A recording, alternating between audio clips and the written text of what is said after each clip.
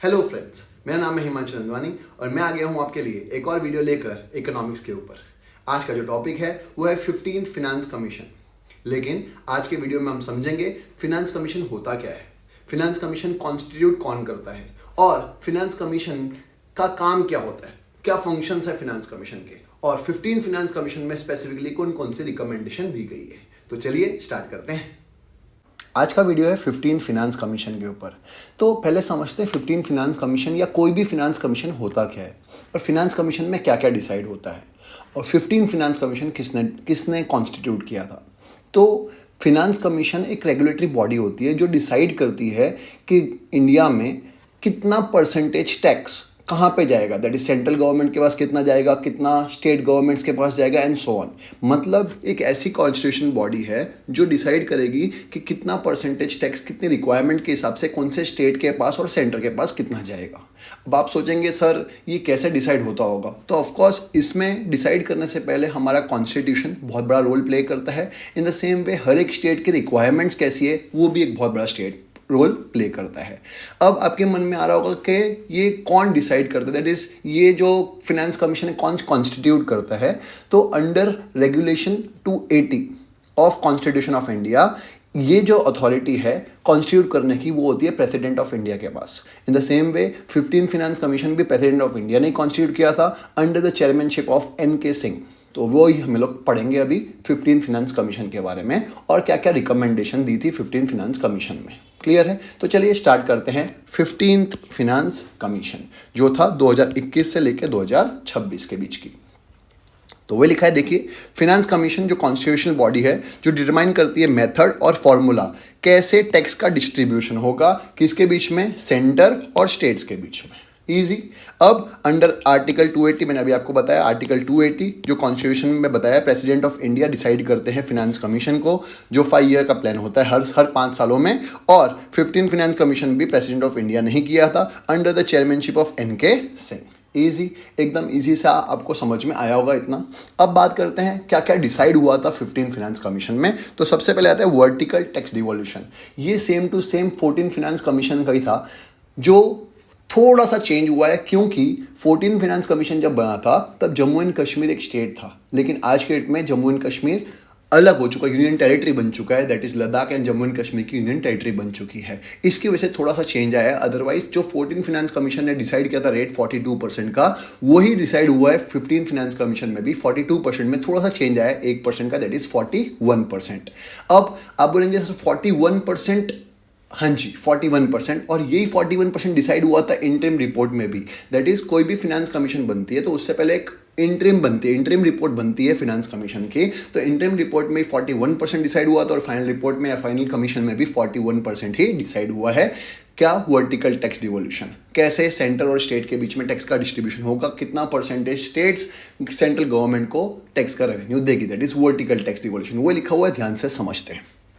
Devolution of taxes of unions to state. तो it has recommended maintaining a vertical devolution at 41%. That is same as interim report of 2021. Of course, it was 42% in 14th Finance Commission. मैंने आपको बताया था.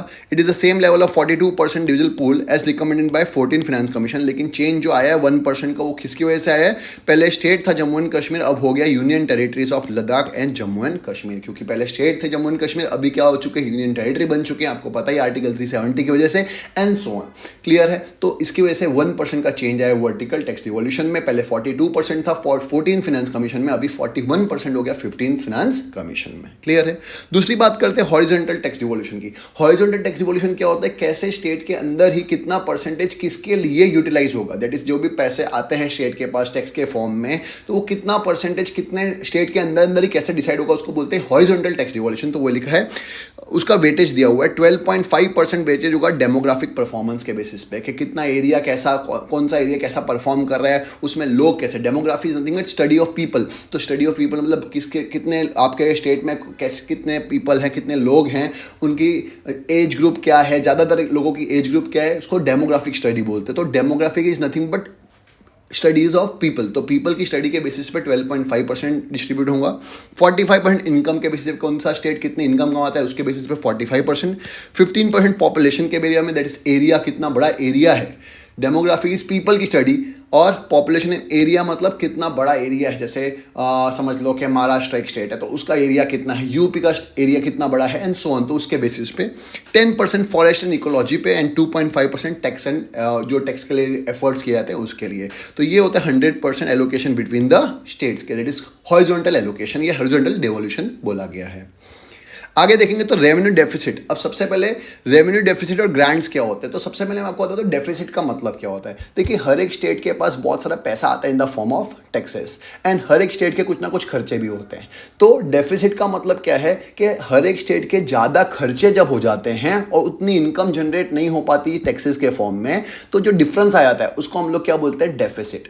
तो वो deficit को दूर करने के लिए जो गवर्नमेंट डिसाइड करती है कि हाँ भाई कौन से स्टेट में डेफिसिट है और उस डेफिसिट को दूर करने के लिए कितने पैसे दिए जाएंगे, उसको in the form of grants, उसको क्या बोलते हैं, revenue deficit grants to states. तो टोटल डिसाइड हुआ था इसमें, तो कैसे कैसे देंगे, $3 ट्रिलियन, कितने rupees, not dollars, $3 trillion over the period of 5 years हम लोग उन स्टेट्स को देंगे जो डेफिसिट में हैं।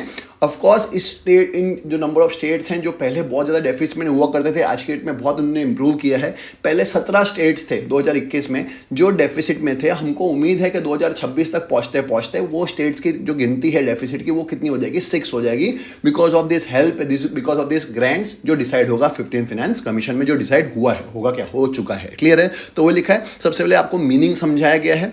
Revenue deficit is the defined as the difference between the revenue और current expenditure and revenue receipt. मतलब जो डिफरेंस होता है हमारे खर्चों के बीच में और रेवेन्यू रिसिप्ट के बीच में, उसको क्या बोलते हैं हम लोग, क्या बोलते हैं इसको, रेवेन्यू डेफिसिट। जो पैसे कम पड़ जाते हैं हमारे खर्चे, जब स्टेट के खर्चे बहुत ज़्यादा हो जाते हैं, जैसे अभी की बात करें तो पंजाब एक ऐसा स्टेट है जिसके खर्चे बहुत ज़्यादा हैं, जितनी इनकम नहीं है, तो वो अभी डेफिसिट में है। इन द सेम वे भी दिल्ली में था, अभी दिल्ली ने बहुत हद तक रिकवर कर लिया है, लेकिन पंजाब अभी भी डेफिसिट में है। तो डेफिसिट का मतलब होता है जब हमारे खर्चे बहुत ज़्यादा हैं, हो सकता है गवर्नमेंट बहुत सारे फ्रीबीज दे देती है, हाँ भाई electricity free and so on, तो उसकी वजह से खर्चे बहुत बढ़ जाते हैं, रेवेन्यू इतनी बढ़ती नहीं है, तो जो डिफरेंस आया था उसको क्या बोलते हैं, डेफिसिट बोलते हैं।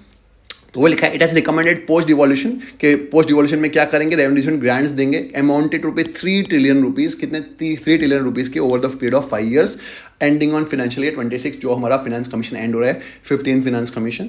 The number of states qualifying for this revenue has decrease from 17, पहले 17 स्टेट्स थे, पर हमको उम्मीद है कि ये स्टेट्स कम हो जाएंगे, कितने, 6 का जाएंगे। क्लियर है। अच्छा, अब ये जो ग्रांट्स दिए जाते हैं वो किस बेसिस पे आते हैं, नेक्स्ट पॉइंट वही है, परफॉर्मेंस बेस्ड इंसेंटिव के। जो इंसेंटिव दिया जाता है किसके बेसिस पे देंगे, ऐसा थोड़ी किसी को भी दे देंगे, नहीं तो हर एक स्टेट क्या करेगा, अपना खर्चा बढ़ाता रहेगा और इनकम आएगी नहीं, तो ग्रांट्स वो बोलेगा लाओ सेंट्रल गवर्नमेंट हमको ग्रांट दे, तो ऐसा नहीं होता है। तो ग्रांट्स देने के लिए कुछ बेस डिसाइड किए जाते हैं, पिलर्स डिसाइड किए जाते हैं कि on what foundation we are giving grants. तो वो लिखा हुआ है कि 4 थीम्स है जिसके बेसिस पे हम लोग, that is central government decide करती है कि हाँ भाई कितने कैसे कैसे हम लोग ग्रांट्स देंगे। तो वो 4 थीम्स कौन सी हम लोग वो स्टडी करते हैं। तो सबसे पहली थीम है social sector. First is social sector, that is आपके स्टेट में हेल्थ एंड एजुकेशन पे कितना खर्चा किया जा रहा है, उस पर कितना कम पड़ रहा है, क्योंकि इस बेसिक नेसेसिटी कि हर एक लोगों को हेल्थ और एजुकेशन पे फोकस करना बहुत जरूरी है। तो गवर्नमेंट ये एक पहली थीम जो डिसाइड करती है वो हेल्थ एंड एजुकेशन के बेसिस पे, कि कितना खर्चा हेल्थ एंड एजुकेशन पे गवर्नमेंट करने वाली है। उसके बेसिस पे अगर वो बेसिक नेसेसिटी भी किसी स्टेट के पास नहीं है तो वो क्वालिफाई होता है कि हाँ भाई हम दे सकती है, सेंट्रल गवर्नमेंट उनको ग्रांट्स के फॉर्म में पैसा दे सकती है। पर पहला जो थीम है वो क्या है, social sector which includes health and education. Second is rural economy. Rural economy मतलब आप इसे देखिए, इंडिया में एग्रीकल्चर आज की डेट में ज़्यादातर रूरल एरिया में ही है। तो वो लिखा है is focused on agriculture and maintenance of rural roads. Rural roads को डेवलप करने के लिए और एग्रीकल्चर को डेवलप करने के लिए कितने फंडिंग चाहिए, उसके बेसिस पे हम लोग, ये जो हो गया वो सेकंड थीम हो गया, स्पेशली रूरल एरिया में। तो वो लिखा है second is rural economy. Rural economy को एनहांस करने के लिए या डेवलप करने के लिए, जिस स्टेट में बहुत ज़्यादा रूरल एरिया है उसको डेवलप करने के लिए हम लोग ग्रांट्स दिया जाता है, क्योंकि ऐसे स्टेट्स में क्या होता है कि इनकम, दैट इज रेवेन्यूज़ जो गवर्नमेंट के होते हैं वो बहुत कम होते हैं, खर्चे बहुत ज़्यादा होते हैं। ऐसे रोड्स को डेवलप करने के लिए, रूरल एरिया में स्पेशली रोड्स को डेवलप करने के लिए, रूरल एरिया को डेवलप करने के लिए खर्चे बहुत ज़्यादा हैं, लेकिन वहाँ से इनकम इतनी सारी जनरेट होती नहीं है। तो सेकंड थीम बन गया हमारा रूरल डेवलपमेंट या रूरल इकोनॉमी को डेवलप करना, जो बेसिकली कंसिडर करता है रूरल एरियाज में एग्रीकल्चर और साथ साथ में रूरल रोड्स। क्लियर है। Third is governance and administrative reforms के किस तरीके से काम करेंगे, जुडिशरी पॉलिसी कैसी है, जज कितने होते हैं, किसी भी स्टेट में कितने